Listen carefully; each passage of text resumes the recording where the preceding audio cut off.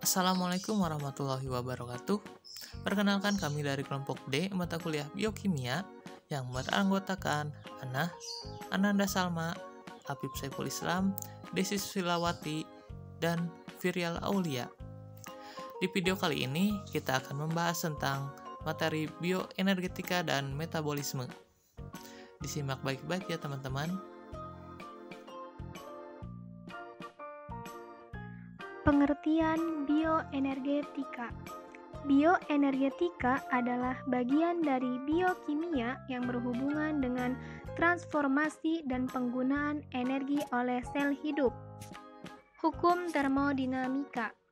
Hukum pertama dan kedua termodinamika mengindikasikan bahwa energi yang ada di alam adalah konstan, tetapi entropi terus menuju suatu titik maksimum. Energi panas bermanfaat bagi sel hidup untuk mempertahankan suhu optimum bagi aktivitas sel hidup. Oleh sebab itu, energi yang terlibat dalam proses metabolisme sel hidup adalah energi bebas, dan yang digunakan adalah parameter energi bebas Gibbs, di mana pada suhu dan tekanan tetap, secara matematis besarnya energi bebas Gibbs ditentukan melalui persamaan berikut, di mana delta G adalah perubahan energi bebas, delta H merupakan perubahan energi panas, dan delta S merupakan perubahan entropi. Energi untuk sel.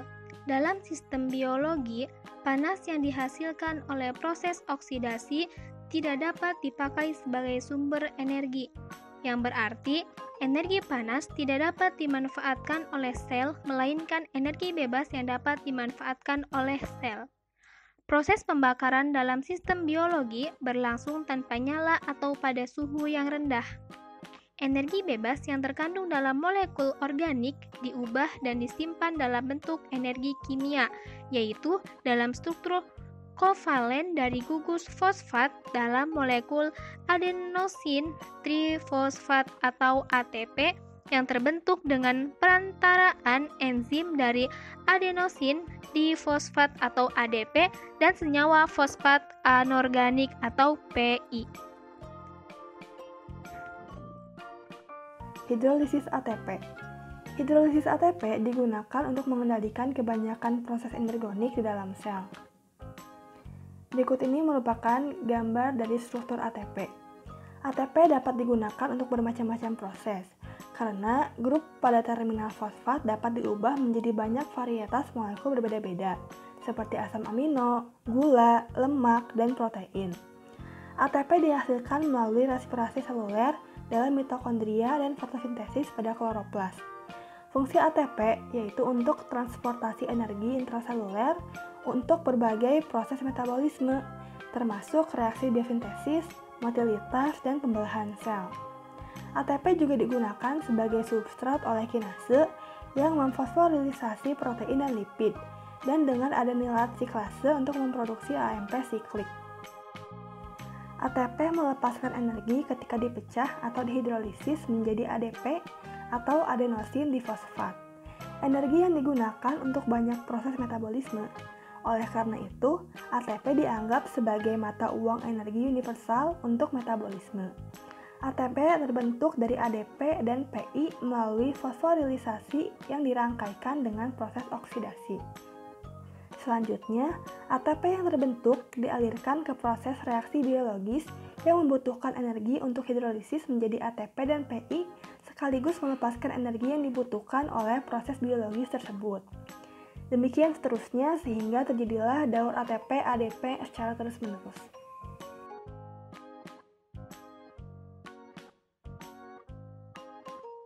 Selanjutnya, glikolisis. Glikolisis merupakan proses pengubahan senyawa glukosa menjadi asam pirufat. Ingat ya, bahwa di dalam sel terdapat sitoplasma dan mitokondria. Sitoplasma inilah tempat terjadinya glikolisis. Secara sederhana, proses glikolisis yang terjadi di sitoplasma merupakan proses pengubahan satu molekul glukosa yang memiliki 6 atom C menjadi 2 molekul asam pirufat yang memiliki 3 atom C. Untuk proses lengkapnya, glikolisis terdiri dari tahapan. Yang pertama, fosforilasi, yaitu proses pengubahan glukosa menjadi glukosa 6-fosfat. Di sini, satu gugus fosfat ditambahkan pada glukosa yang berasal dari ATP dan membentuk ADP. Enzim yang terlibat pada pembentukan ATP menjadi ADP adalah enzim heksokinase. Tahapan yang selanjutnya adalah proses pengubahan glukosa 6-fosfat menjadi fruktosa 6-fosfat. Di sini hanya terjadi perubahan isomernya. Enzim yang terlibat adalah fosfoglukosa isomerase. Enzim yang terlibat adalah fosfoglukosa isomerase. Yang ketiga, proses pengubahan fruktosa 6-fosfat menjadi fruktosa 1,6 bifosfat. Di sini juga terjadi penambahan satu gugus fosfat yang berasal dari ATP dan diubah menjadi ADP. Enzim yang terlibat adalah fosfofruktosa kinase. Proses keempat dan kelima yaitu pengubahan fruktosa 1,6 bifosfat menjadi dua molekul yang memiliki 3 atom C.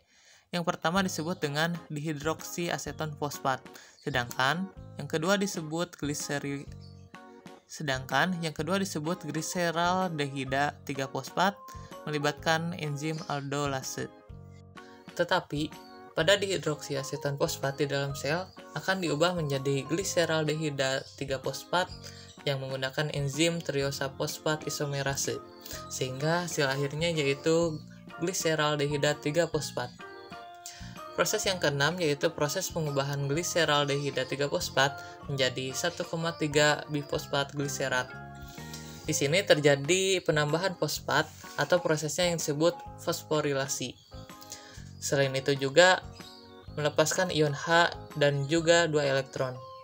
Ion H akan ditangkap oleh NAD sehingga membentuk 2 molekul NADH. Dan enzim yang terlibat pada proses ini yaitu gliseraldehida 3-fosfat dehidrogenase. Proses yang ketujuh yaitu proses pengubahan 1,3 fosfogliserat menjadi 3 fosfogliserat. Di sini 1,3 fosfogliserat melepaskan satu gugus fosfat yang akan ditangkap oleh 2 ADP dan membentuk 2 molekul ADP. Dan enzim yang terlibat disebut fosfogliserokinase. Kedelapan, proses pengubahan 3 fosfogliserat menjadi 2 fosfogliserat yang melibatkan enzim fosfogliseromutase. Yang kesembilan, proses pengubahan 2 fosfogliserat menjadi fosfoenolpirufat. Enzim yang terlibat disebut dengan enolase. Pada proses ini terjadi pelepasan 2 molekul air atau 2 molekul H2O. Proses ke-10, proses pengubahan fosfoenolpirufat menjadi asam pirufat. Pada tahapan terakhir ini, fosfoenolpirufat melepaskan satu gugus fosfat yang ditangkap oleh 2 molekul ADP dan menghasilkan 2 molekul ATP. Enzim yang terlibat disebut dengan pirufat kinase. Peran jalur anaerob. Respirasi anaerob merupakan proses menghasilkan energi dalam bentuk ATP yang mana penerima elektron terakhirnya bukan oksigen. Ada 2 macam respirasi aerob, yaitu fermentasi asam laktat dan fermentasi alkohol. Untuk fermentasi asam laktat terjadi pada sel-sel hewan dan manusia. Ketika seseorang bekerja normal, pasokan oksigen terpenuhi, maka yang terjadi adalah respirasi aerob.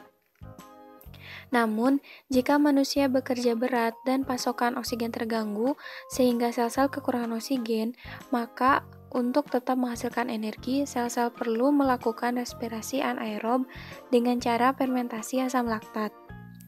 Bahan bakar yang digunakan untuk fermentasi asam laktat adalah glukosa, di mana glukosa akan menjalani proses glikolisis yang menghasilkan 2 asam piruvat. Dalam proses ini akan menghasilkan 2 ATP. Dan dalam proses ini NAD+ akan diubah menjadi NADH. Dalam pengubahan glukosa menjadi 2 asam piruvat melalui proses glikolisis dihasilkan 2 ATP dan 2 NADH. 2 molekul asam piruvat ini akan diubah menjadi asam laktat. Dalam pengubahan 2 molekul asam piruvat menjadi asam laktat, NADH akan diubah kembali menjadi NAD+. Jadi hasil energi dari fermentasi asam laktat adalah 2 molekul ATP. Nasib katabolik piruvat. Baik respirasi aerob maupun anaerob sama-sama mengalami proses glikolisis, yaitu proses pengubahan glikosa menjadi 2 asam piruvat.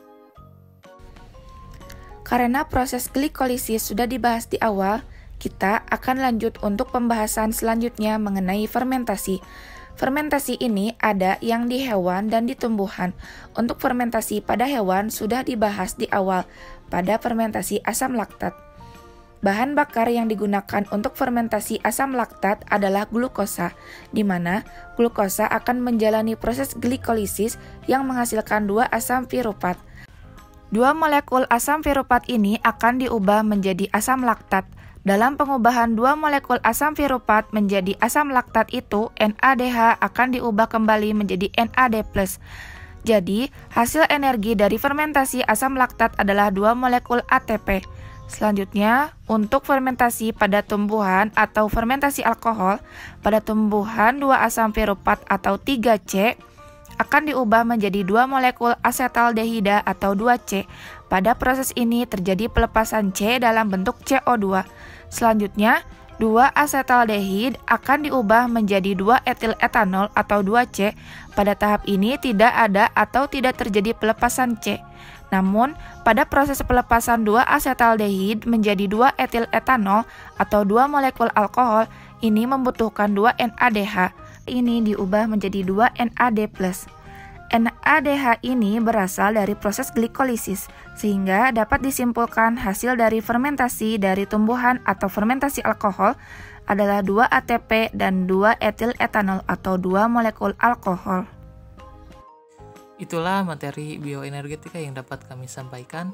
Mohon maaf atas segala kekurangannya dan terima kasih atas segala perhatiannya. Wassalamualaikum warahmatullahi wabarakatuh.